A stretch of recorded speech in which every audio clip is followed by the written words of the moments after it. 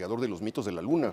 Así es, era uno de sus temas favoritos y quisimos, con el permiso del doctor Matos, dedicarle esta exposición porque gracias a él se lograron entender muchas cosas que antes estaban presentes, pero no las veíamos. El contenido. Ajá. Sí, sí. Bueno, pues, ¿por dónde vamos a comenzar? Empezamos por esta pieza. Este es el único objeto que no proviene de la cultura mexica, es una pieza de Tlaxiaco, Oaxaca, que el Museo de Antropología generosamente nos presta porque es uno de los mejores ejemplos que yo he encontrado que representa a la luna. El Tochtli, ¿no? El conejo. Exacto, y también lo que está alrededor. Ellos en el siglo XVI, mientras en Europa se pensaba que la luna era de éter, que es así como la lógica aristotélica lo explicaba, aquí en Mesoamérica se pensaba que la luna era una gran olla de pulque que cada noche iba vertiendo su líquido sobre la Tierra. Por eso se entendía que era redonda y que iba cambiando de forma como uña. Se iba bajando la bebida, ¿no? Exacto. Y entonces hasta el que líquido, quedaba vacía. y era cuando la Tierra tenía líquido, y luego regresa el líquido hacia la Luna y entonces nosotros nos quedamos sin líquido. Y es algo que es muy interesante, que obviamente viene de una tradición agrícola donde las plantas y muchos cuerpos líquidos tienen una relación muy clara con las fases de la luna. Bueno, pero entonces ya estaban entendiendo de alguna manera cosas que ahora sabemos gracias a la ciencia, como que la luna tiene un impacto muy fuerte en las mareas y en ciertas cosas como incluso la menstruación. Exacto, exacto. Entonces, imagínense esta gran olla en el cielo, si uno la parte a la mitad, pudiera ver como su perfil qué es lo que está representando esta escultura. Entonces, es la olla en perfil, con brillos, porque la luna también brilla, y la oportunidad que tenemos en Norteamérica y en ciertas partes de Asia es que logramos ver un conejo en en el cráter, los cráteres, ajá. ¿no? Que tiene una leyenda bellísima también del mito de creación. Muchas, ¿no? muchas. De que le avientan, hay dos soles y le avientan un conejo para apagar uno de los dos y así se crea la luna, ¿no? Entonces, muchas de las representaciones que tenemos en los códices, por ejemplo, viene la luna líquida, con a veces un tecpatl, es decir, un cuchillo de sacrificios o un conejito adentro. Muy bien, ¿y este símbolo de 4? Seguramente es una fecha calendárica. Una fecha, 4 Tochtli, Nahui. Nahui. Acompañando este ícono lunar, que es, ahora ya sabemos que es la forma de una olla, sabemos que se han encontrado aquí en Templo Mayor varias de estas representaciones que usaban los sacerdotes y los dioses relacionados con lo nocturno en la nariz. Se llama Yacamextli, Mextli es luna en náhuatl, y el doctor Leonardo López Luján hace muy poquito encontró una ofrenda de oro, que es muy raro encontrar objetos de oro en Templo Mayor. Y que era la gran frustración de Cortés, ¿no? Que él quería oro y aquí pues tenían a unos centímetros del suelo, están ofrendas de un oro bellísimo, purísimo, que es, según lo investigaron, de la misma especie, digamos, que del tejo de oro que apareció frente a la Alameda, ¿no? Sí, tiene la misma cantidad de oro y de plata. Y bueno, estos son muy, muy bonitos porque además tienen la simbología de lo que utilizaban los sacerdotes. Entonces, allá abajo vemos una miniatura del propio Yacamextli, vemos unas orejeras que son muy parecidas a las que también encontramos en los códices, y esta parte de arriba que es un tocado en miniatura, ¿no? Acá tenemos a otra de las diosas con el mismo Yacamextli y la luna grande con el conejito adentro. Tlazolteotl. Muy bien. Relacionado también con el mundo lunar está el famoso pulque, ¿no? Es una bebida que es muy tradicional en México. La obtención del pulque tiene que ver también con las fases de la luna porque se trata de... ¿Cuál es la relación pulque-luna? ¿El color blanco? El color blanco, y que los agricultores requieren saber en qué etapa de la luna estamos para poder recolectar el líquido.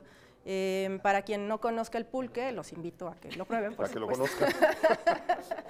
Yo no paso ahí, la verdad. Deberías de animarte, es una bebida muy saludable, y lo interesante es que el maguey solamente una vez en su vida da pulque. Se tarda mucho tiempo en poder sacar la vara de floración, esa vara se capa por los tlachiqueros y después ya se va recolectando el líquido. Y es una tradición que se encuentra, al menos herramientas relacionadas con el trabajo del pulque se han encontrado desde Teotihuacán. Y bueno, también es nuevamente una relación muy interesante con el mundo agrícola. Esta es una imagen del Florentino donde habla del buen agricultor. Y entonces el buen agricultor no solo sabe utilizar las manos o las herramientas, también tiene que aprender a contar el tiempo, porque es mucho más fácil contar el tiempo lunar, que tiene un ritmo muy claro y muy corto, y que les ayuda a saber cuándo es el tiempo de la cosecha y de la siembra. Qué maravilla de ilustración. Esto, bueno, viene del Códice Florentino, del libro 10, pero aquí está perfectamente, o sea, te revela exactamente el sentido de las cosas. Ahí está la luna y está y él es un agricultor. Un agricultor. O sea, uno lo vería, sí. Es un académico, ¿no? Ajá, exacto. Y esta fue una almena que se encontró aquí, seguramente no era para pulque, pero tiene el símbolo lunar ahí, entonces seguramente tiene que ver con algún templo relacionado con esta deidad. Y acá quisimos hablar un poco del concepto del pulque, de cuándo se consumía pulque.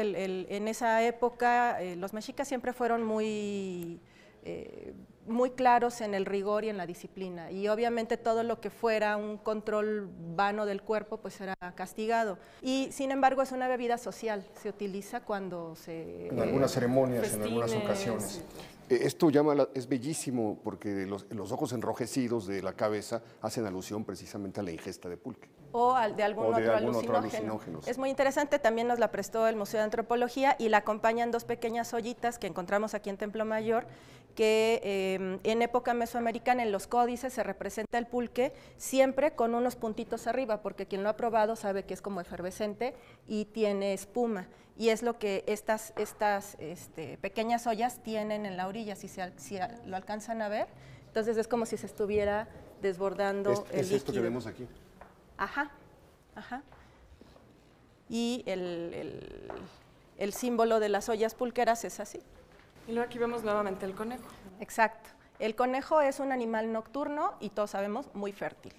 Entonces también se relaciona, el doctor Alfredo López Stone siempre nos explicaba, el concepto nocturno es como una categoría, es un cajón, donde van metiendo distintos elementos porque todos forman parte como de una red de significados, y este animalito es uno de los favoritos para entrar dentro de este conjunto. Por un lado es nocturno, por otro lado es muy fértil y es el nombre de los dioses del pulque. ¿Cuál es la asociación del conejo con el pulque? ¿Cómo se logra esa? Sabemos que los conejos hacen su madriguera en los magueyales, entonces por ahí hay una leyenda que dice que ellos fueron los que nos enseñaron que al interior del maguey podías obtener tú el aguamiel que después se convierte en pulque. Y esta escultura, que es muy bonita, del Museo de Antropología de Poza Larga en Veracruz, es el sacerdote del pulque. Cuando uno consume cualquier bebida alcohólica, su carácter cambia. Entonces ellos pensaban que los dioses tomaban posesión de su cuerpo. Sí, sí, sí. Y así como hay distintas formas en la que uno puede reaccionar, algunos se ponen tristes, otros cantan, otros se enojan, es que te tocó un conejo diferente, y entonces había 400 tipos de conejo que te podían tocar. Entonces el nombre de los dioses de pulque genérico era 400 conejos, es decir, innumerables. En esa época, como nosotros usamos 1000 para decir muchísimos, lo mismo pasa acá, 400 conejos es innumerables conejos y te puede tocar uno diferente en cada consumo de pulque. Órale, qué interesante. Este es el tema con el que cerramos esta sección sobre lo nocturno, y como ya lo mencionaste, Beca, tiene que ver con la feminidad. Lo nocturno, la noche es el mundo de lo femenino. La mujer normalmente menstrua o en luna llena o en luna nueva, y está relacionado también con esta parte de fertilidad, es el momento en el que las cosas se fermentan también. Y lo quisimos representar con estas 2 estrombus que encontramos en Templo Mayor, son preciosas, porque también esta parte es muy femenina. Tecucistecatl es el dios de la concha, Texistli es concha en náhuatl. Entonces es una relación muy fuerte, y decidimos cerrar con esta escultura que se encuentra en nuestra sala 4 y decidimos bajarla y acercarla un poco más a la gente. Es una escultura que se encontró muy cerca de Coyolxauhqui en los primeros meses del trabajo del doctor Eduardo Matos Moctezuma, y Alfredo López Austin vino a trabajarla. Entonces él descubrió que se trata de la diosa Mayahuel, que es la diosa del maguey. Del maguey, sí. Entonces lo que vemos en el centro… Tiene también el conejo. Exacto, aquí. Porque es el nombre de ella, uno conejo. Y del otro lado hay otro conejo que es el nombre del sacerdote, Dos Conejo, que es este personaje que Ometochtli, uno conejo. Y aquí... Ometochtli es Dos Conejo. Setochtli. Ajá. Okay. ¿Y esto da la impresión de que podría ser también una jarra vista desde arriba? Exacto, muy bien. Es un maguey que está capado, entonces lo estamos viendo como si tuviéramos un dron arriba. Está el líquido y lo que están a los lados son como las hojas dobladas del maguey. Okay. Y luego representaciones de la muerte. Es su falda. La falda de calaveras, igual que la Coatlicue. Exacto. Ya. Exacto. Y Patricia, creo que esto de las conchas es muy interesante porque también nos muestra que había un intenso intercambio, ¿no? Porque desde luego no hay conchas en esta zona del centro del país, entonces tenía que haber un vínculo con pueblos de las costas. Sí, sí, y muy fuerte. Probablemente tiene que ver con tributos o con intercambios comerciales, y lo más interesante es que los biólogos nos han comentado que especímenes de este tamaño ya no hay, porque hemos estado cambiando tanto la temperatura de los mares que cada vez se vuelven más chicos las... O sea, ya es difícil encontrar esto. Exacto. ¿Qué edad tendrá esto? No sabemos. Pues como al menos 500 años. 500 años. Y esto también es maravilloso. Aquí es uno de los hermanos de la Coyolxauhqui, ¿no? Entonces nos están recibiendo los 2 hermanos, 2 de los 8 hermanos que hemos encontrado relacionados con el mito. Entonces, ¿estas eran las almenas que rodeaban estos, o eran esculturas que estaban en el templo, o se hallaban en las almenas? No, se hallaban en el templo, de acuerdo a lo que propone Leonardo López Luján y Alfredo López Austin, estaban en la parte baja alrededor del como edificio. Escoltándolo. Exacto. Y son los hermanos que son arrojados también, sí, las estrellas. Es bellísimo, ¿no? Bueno, y lo interesante también es que encontramos todos estos elementos que muchas veces se nos olvida que tenían estas esculturas, ¿no? Vamos al Museo de Antropología y vemos la escultura en piedra, sin nada, y aquí ves la policromía, ¿no? O sea, los colores, pero también estas incrustaciones que te recuerdan que estas esculturas estaban mucho más vivas de lo que acostumbramos verlas. Creo que estos aparecieron, los habían dejado recostados, estaban como recostados porque los habían quitado en una nueva etapa de construcción del Templo Mayor. Entonces, como iban construyendo encima, los dejaron cuidadosamente colocados como para enviarlos hacia el futuro, y gracias a eso es que podemos ver esto que ha advertido Beca, la combinación de los colores que se conservan, cómo estaba el tocado, y bueno, lo de los ojos y los dientes es alucinante. Sí, quisimos también rescatar un poco de esto que bien mencionas. Hay una imagen aquí en la cédula donde mostramos la foto histórica de cómo se encontraron, que es parte del poder de Templo Mayor. Nosotros tenemos el contexto aquí y es fácil también mostrarle a la gente cómo los encontramos. No lo había visto. Es perfectamente alineados y como enviados encapsulados para que se vayan al futuro, ¿no? Es maravilloso. Y bueno, esto... Son 2, este es otro de los 8 hermanos, los otros los tengo arriba en la sala 4. ¿Y esta oquedad que tiene es para los sacrificios? No, ahí se les ponía un corazón de piedra verde o una cuenta de piedra verde para darles vida. Entonces, como ritualmente los enterraban para hacer una nueva escultura de ellos, entonces les quitaban el corazón. Los cascabeles, ¿no? La de los cascabeles en las mejillas. Exacto. Entonces, ahora estamos ya en la sala de Coyolxauhqui, estamos en la parte más oscura de la noche, donde ya el cielo está completamente estrellado y nos habla del descubrimiento de esta diosa. Entonces, vamos a empezar presentándola por su nombre. Esta también es un descubrimiento muy, muy reciente del doctor Leonardo López Luján. Se encontraron en una ofrenda que estaba exactamente a la misma altura de la escultura estos cascabeles, estos orejeras y esta nariguera de oro que forman parte de los atavíos que ella usaba. ¿Y por qué los cascabeles? Es un nombre, Coyolxauhqui significa la de los cascabeles en las mejillas. Esta imagen es muy emocionante. Es precisamente la del momento en el que se empieza que llega ya el INAH y empieza a hacer la excavación. Y de la chamarra, que decía que traía una chamarra de Chinconcuá, que es Felipe Solís, ¿no? Sí, que decía sí. Bueno, y eso también es increíble, ¿no? La sorpresa del trabajador de luz y fuerza que encuentra esto, ¿no? Estábamos demoliendo un muro de 1,80 m de grueso y al final encontramos una capa de tierra como de 30 centímetros. Me topé con la pala, creí que era un muro, empecé a notarle figuras y empezamos a descubrir más. La emoción que debe causar eso, ¿no? Sí, sí. Y también el titular del periódico que decidimos poner acá. Porque tiene que ver con una parte muy emocional, como muy de la aventura, de lo misterioso que de pronto se va descubriendo. Y estas ya son las ofrendas asociadas a esa figura que todos conocemos de la Coyolxauhqui. Sí, a la diosa. Estas ofrendas fueron recuperadas por Salvamento Arqueológico y es la primera vez que las mostramos todas juntas. En algún momento el profesor mostró algunos de estos objetos por separado, entonces lo que quisimos lograr museográficamente es que la gente viera la magnitud. Y esto es, yo creo que el 30%, 40% de lo que tengo en bodega, porque era muchísimo, no cabía. Entonces, originalmente pensábamos poner todo, pero ya museográficamente no pudimos. Y si se fijan, son elementos de muchas cosas. Sí, y estos pedernales, perdón. Esas son preformas y seguramente están representando montañas, todavía no identificamos, pero son muy comunes en las ofrendas. Y eran, les digo, estas pusimos poquitas para que no se viera tan mal estéticamente, pero quitamos al menos unas 8 más. ¿Y esto? Estas son cascabeles y son caracoles que utilizaban como... en los tobillos y en... ¿Y cómo se encontró esto exactamente? Es decir, sabemos que se encontraba la piedra circular en la base de Templo Mayor. Al remover la piedra, ¿se dan cuenta que hay algo más abajo? ¿O cómo es que estas ofrendas las identifican como elementos asociados a la Coyolxauhqui? Ahí les pusimos un dibujo para que pudieran ver. Este es un dibujo original de los arqueólogos que la trabajaron, dónde estaba ella, y se encontraron 4 como cistas alrededor de ella. Cuando la levantan, se encuentran una especie de oquedad, luego esa oquedad iba hacia abajo y se encuentra Mayahuel. Y Mayahuel estaba recubierta de arena y de conchas, entonces era como una cámara abajo de la otra. Como con los 4 rumbos del mundo. Ajá, más o menos. Oye, bueno, es que es maravilloso, lo deja uno sin palabras, la pequeñez, el trabajo tan minucioso que requiere haber logrado esas pequeñas puntas, por ejemplo. Estos fragmentos son de oro, ¿no? Sí. Formaban parte tal vez de los... ¿Y qué tenemos aquí?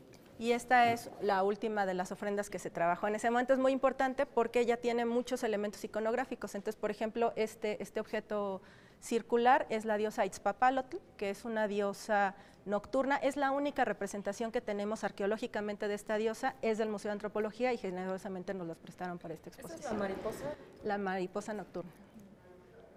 Ese es también una especie de pectoral de Mixcoatl, que también es un dios referente a la cacería, a lo nocturno. Él es el que mata también a los Mimixcoas en uno de los mitos. Entonces, todo tiene que ver nuevamente con el concepto lunar, sacrificio, muerte. Que es bellísimo, porque ya haciendo la interpretación, lo que están contando es la lucha del día con la noche.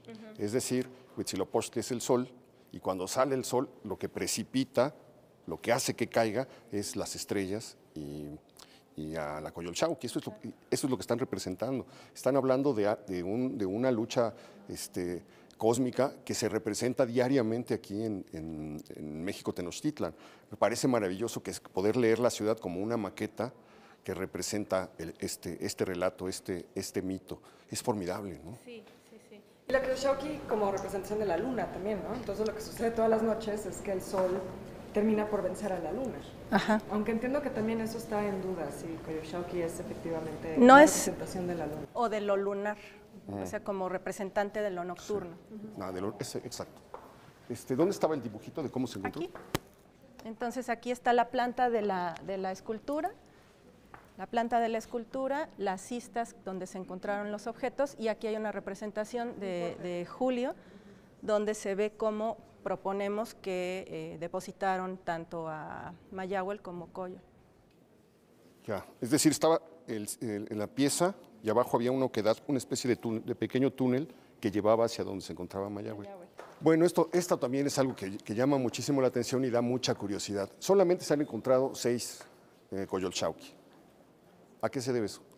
Primero, la diosa Coyolxauhqui y Huitzilopochtli es un mito muy tardío que introducen en el panteón mesoamericano los mexicas. Entonces, solamente arqueológicamente los hemos encontrado aquí. O sea, no Tula, no Tenochtitlan, no Teotihuacán, no, en ningún otro lugar. No, y solamente hemos encontrado un bracito en Tlatelolco que proponen que pudiera ser de la diosa, pero pues no se está demostrado. Obviamente la que más conocemos es la escultura que tengo en sala 2, pero también en la zona arqueológica se encontró una representación previa de esta diosa en el mismo lugar. Entonces lo que los mexicas hacían es que cada que crecía el templo mayor hacían una nueva escultura. Y esta por eso se salvó, porque la que conoció Cortés la tengo en sala 8 y ustedes ya la podremos ver un poquito más adelante, que es algo que siempre me preguntan, ¿no? ¿Por qué si los españoles destruyeron todo, cómo se salvó esto? Exacto. La otra, la cabeza de Diorita, está en el Museo de Antropología y tengo un pedacito que estaba en el Museo Etnográfico aquí en Templo Mayor antes de nuestros trabajos, y finalmente esta que está en el Museo de Peabody en Washington. 1830 aparece la primera. Sí. Y 1980 la última. Increíble.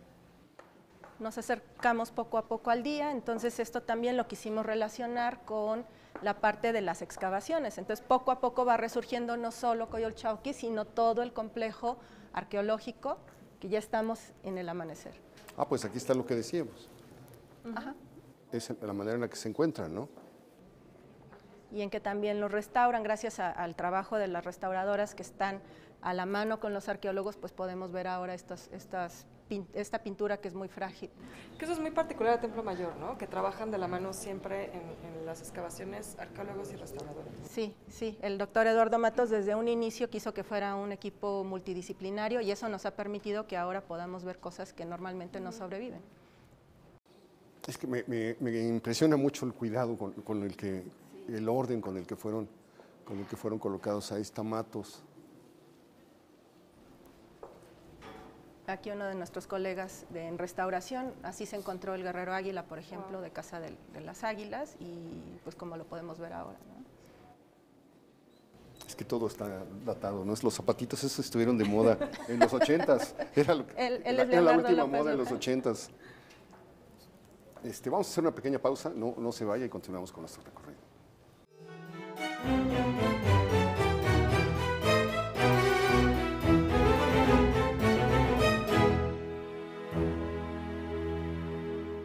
Llegamos a la tercera sección. Estamos ya en el amanecer, entonces este es el momento propicio para explicarnos el mito. Quien nos venga a visitar va a escuchar la voz del propio Eduardo Matos, quien nos hizo favor de grabar el mito, y lo interesante es que fue él el que descubrió que no solo el Templo Mayor hablaba de este momento de creación, sino que una serie de otros edificios que se han encontrado arqueológicamente también estaban presentes. Precisamente cuando en la parte de la narración, cuando le avisan a Coatlicue por dónde va Coyolxauhqui y este ejército de estrellas, le va avisando por dónde. Entonces el primer lugar que menciona es el Zompantli, están en Zompantitlan, luego están en Apetlac, que es la parte, luego están en la cima, luego ya llegaron. Entonces, lo que proponemos, así como en el Vía Crucis, que están marcadas en las iglesias, seguramente se estaba representando el mito en alguna ceremonia del propio Templo Mayor y del recinto sagrado. Eso que dices es muy interesante, porque algo que llama mucho la atención del mito de Coyolxauhqui es la similitud que hay con el embarazo de la Virgen y el Espíritu Santo, ¿no? Es un ave que embaraza a la Virgen María, así como son unas plumas que embarazan milagrosamente a la Coatlicue. Entonces, de alguna manera, estos elementos parecieran que propiciaron o facilitaron pues las prácticas católicas y la evangelización, ¿no? Como bien lo dices. Todo tenía un equivalente. De alguna manera es lo mismo que tener capillas posas en un claustro, ¿no? O las estaciones del Vía Cruz. Sí, es muy bonito porque los objetos, o la arquitectura ritual de muchas religiones es muy parecida. Entonces siempre está la parte donde nos reunimos los fieles, donde sabemos que está el Dios pero no lo podemos ver, que sería como la parte del Santísimo. Y lo mismo está pasando en los templos budistas, es una cosa muy, muy interesante. Sí, por ejemplo, el dios del trueno pues, se asocia muy fácilmente con Santa Bárbara. Entonces ya vas encontrando equivalentes que facilitaron eso. Pues me parece increíble. Aquí se ve perfectamente la otra cosa que propone Matos, ¿no? Que cómo están alineados una serie de edificios que tienen que ver con uno de los cultos de los dos templos, con el tema de la muerte de los dos templos que están arriba, y ahí está el Zompantli. Estuvimos en la casa. Ahora también otra cosa alucinante es imaginar cómo se trazó la ciudad, las calles de la Ciudad de México encima de esto. A partir del Templo Mayor, el Templo Mayor era el punto esta esquina, ¿no? La esquina que tenemos aquí, que sería Guatemala y Argentina, y a partir de ahí comienza el trazo de la ciudad. Pasando por encima de todo esto, aparecería ya el Calmecac, ¿no? La Casa de las Águilas, ¿no? Que es una que está por acá, ¿no? ¿Cuál será? La de acá. La de acá. El juego de pelota, y el Ejecatl. O sea, la catedral acabó estando en esta zona. Sí. ¿No? Mucho tiempo se creyó que la catedral estaba encima del templo mayor. Exacto. Sí. Bueno, yo creo que también esta maqueta es muy interesante cómo se aprecia lo que ya habíamos comentado, cómo se recrea el mito con los sacrificios en el Templo Mayor, porque aquí te queda muy claro pues dónde se encontraba originalmente esta piedra circular y pues tal y como Huitzilopochtli avienta Coyolxauhqui por el cerro, pues aquí se aventaban a las personas sacrificadas por el... Desde lo alto, sí. Y ¿cuántas piezas forman la muestra? Más de 150. Ok. Y vamos a cerrar con este descubrimiento. Esta es la primera vez que mostramos, este es un Ixiptla, es decir, un representante de los dioses. Así como los conejos pueden tomar parte o pueden tomar control de tu cuerpo, los dioses también podían tomar el cuerpo de una persona y esa persona era la que se sacrificaba. En este caso, este niño fue encontrado por el doctor Leonardo López Luján hace muy poquito, en 2005. 2017, ¿no? Este es el primero en 2005 y luego se encontró un segundo en 2017 y nos permitió mostrarlo porque también objetos o elementos relacionados con Huitzilopochtli son muy poquitos. De hecho, solamente conocemos una escultura que está en otro país y estos serían, pues, 2 representaciones también del mismo dios. Un niño ataviado como Huitzilopochtli. Sí, sabemos que es él porque trae un pectoral de madera en circular y traía unos antebrazos, unas plumas de gavilán, que es lo que normalmente lleva el dios, de acuerdo al códice de los primeros memoriales. Muy bien. El niño es sacrificado en el Templo Mayor. Así es. Y colocado como ofrenda. Sí. Y es muy interesante porque no habíamos encontrado ningún niño en esta sección del Templo Mayor, entonces eso también nos habla de un descubrimiento importante, que nuevamente es recordar que el mito no habla de la muerte de ella, habla del nacimiento del sol, porque nosotros somos hijos del sol, entonces es explicar cómo, el ciclo natural de la vida tiene que ver con estos relevos, ¿no? Para que nazca algo, pues tiene que morir algo más, no se trata de un asesinato como algunas personas lo manejan. Sí. Vamos a Coyolxauhqui. Tenemos que ver a la Coyolxauhqui, ¿no? Vamos. Pues aquí la tenemos, ya, a la original. Esta fue encontrada en 1978, forma parte de la etapa 4, entonces fue cubierta por una nueva Coyolxauhqui cuando los mexicas hicieron la etapa 5 del Templo Mayor y gracias a eso se salvó. Lo que encontraron los trabajadores de Luz y Fuerza no es esta. Sí, fue ella. Esta. Sí. Ok, ¿y aparece quebrada? Sí. Ya estaba quebrada. Sí, seguramente tiene que ver con los hundimientos del suelo la ciudad, diferenciales. Del peso que tenía encima. Pero completa. ¿Y qué es lo que estamos viendo, Patricia? Bueno, ella es la diosa Coyolxauhqui, está desmembrada, entonces tiene los brazos, las piernas separados, la cabeza también, y Eduardo Matos la ha estudiado durante muchos años para poder explicarnos un poco más de su iconografía. Entonces, obviamente lo primero que vemos es que es una mujer, está ataviada, tiene un cráneo en la parte de atrás como si fuera un cinturón. Ajá. Normalmente su falda, ¿no? ¿Será su falda de cráneos? No, ella de hecho está desnuda, es lo único que tiene, y los zapatos, sí, eso es como este lazo, ¿no? Que vemos el lazo que tiene ahí, sí. Ajá. El nudo y luego la cabeza del otro lado. Que es, pues fue una elección del escultor para que pudiéramos ver la parte de atrás artísticamente, aunque en realidad pues, no la alcanzaríamos a ver. Ella tiene si se fijan, cada uno de los brazos y las piernas tiene unas serpientes de 2 cabezas, que es el símbolo del hermano de Huitzilopochtli, y una tercera serpiente que le cruza el fleco y sale la cabecita casi enfrente de la cara de ella, demostrando que es una persona vencida, un sacrificado. Ahí Matos habla de esta idea del horror vacui, es decir, no deja ningún espacio al escultor libre, y pues tiene una planeación muy interesante porque no debió ser fácil hacerla de una forma circular. Y además tiene 3 niveles, entonces está el nivel base, luego el segundo nivel, que es donde está casi todos los chorros de sangre que salen, por ejemplo, entre los brazos. Y a la parte más alta, que es el cuerpo de la diosa. El penacho es una cosa súper compleja, de hecho ahora que quisimos hacer unos títeres para los niños, nos costó muchísimo porque tiene distintas plumas que los investigadores Norma Valentina han dicho que son diferentes partes del águila. Entonces son plumas como de la parte de la colita y otras de la parte de las alas del águila. ¿Qué es lo que apareció? ¿Qué fue lo que encontraron, no? Ese lado, lo que encuentran los trabajadores. Lo demás estaba como cubierto por tierra, pero esa es la parte que ellos ven. Pesa es muy impresionante. 3 toneladas. Y además se aprecia muy bien la forma irregular que tiene, no es perfecta, digamos, en su circunferencia. Exacto.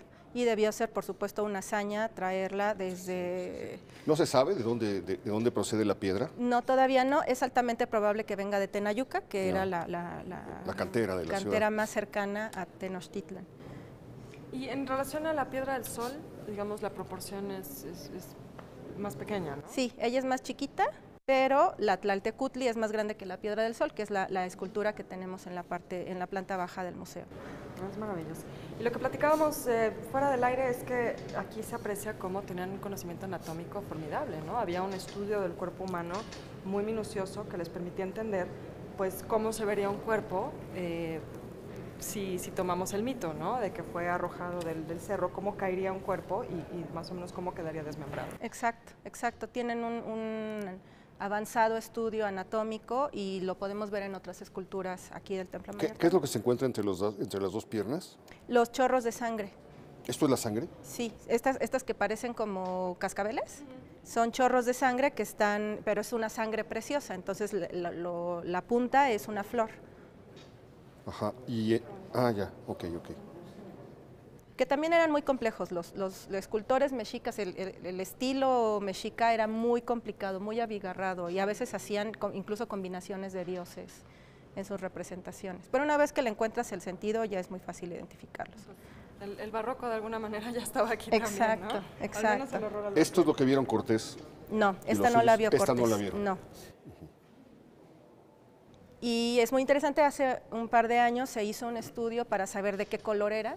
Sabemos que varias esculturas tenían pigmentos y, por ejemplo, ¿de qué color crees que sea su cabello? Ay, no sé, yo me imaginaría quizá verde. No, si es de la noche. ¿Tiene que ser que azul? Negro. Sí, negro. Sí. Negro como la noche y los plumones o las estrellas que trae en el pelo, las bolitas, eran blancas. Ah, wow. ¿Y los cascabeles? Mucho verde y rojo, azul, ¿no? ¿Cascabeles azules? Sí. Por ejemplo, los pezones eran azules y el cuerpo era amarillo, porque ellos no se pintaban a sí mismos rosas o blancos, ellos se pintaban amarillos, el mismo color que tiene Tlaltecutli en la otra escultura, porque somos el del color del maíz. De hecho, parece que en el Códice Florentino, en una de las traducciones que hace López Austin del mito, dice que se pintan de amarillo. El Huitzilopochtli. Huitzilopochtli, sí. Se pinta el rostro de amarillo, exacto, ¿no? Para la guerra. Ajá. Pero como ella es la diosa lunar, pues a ella le tocan los otros colores. Claro, qué maravilla, qué bonito. No, la pieza que vimos arriba se pudo preservar porque los conquistadores españoles no sospecharon su existencia. Lo que sí encontraron fue esto. Esta era la Coyolxauhqui, que en 1519 se hallaba al pie de las escalinatas del templo mayor. Y pues fue brutalmente despedazada. Así es, logramos identificarla gracias a algunos elementos que Eduardo Matos identificó, como la pierna con la sandalia o parte de su tocado. ¿Esto dónde se encontró? Se encontró también como parte de los rellenos en la zona arqueológica, pero completamente fuera del contexto, sí. Es decir, descuartizan a Coyolxauhqui en el mito y luego los españoles descuartizan la escultura, era su destino final.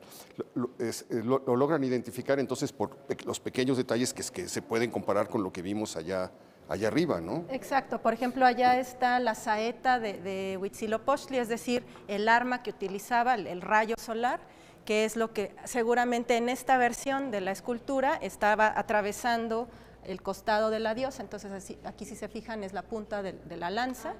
De ese lado está parte del penacho y acá la pierna con la sandalia. Patricia, ¿es el mismo material de las dos piernas? Sí. ¿Vino de la misma cantera? Es probable que sí. Pues qué interesante, qué cosa, 45 años del hallazgo de esto que cambió la historia.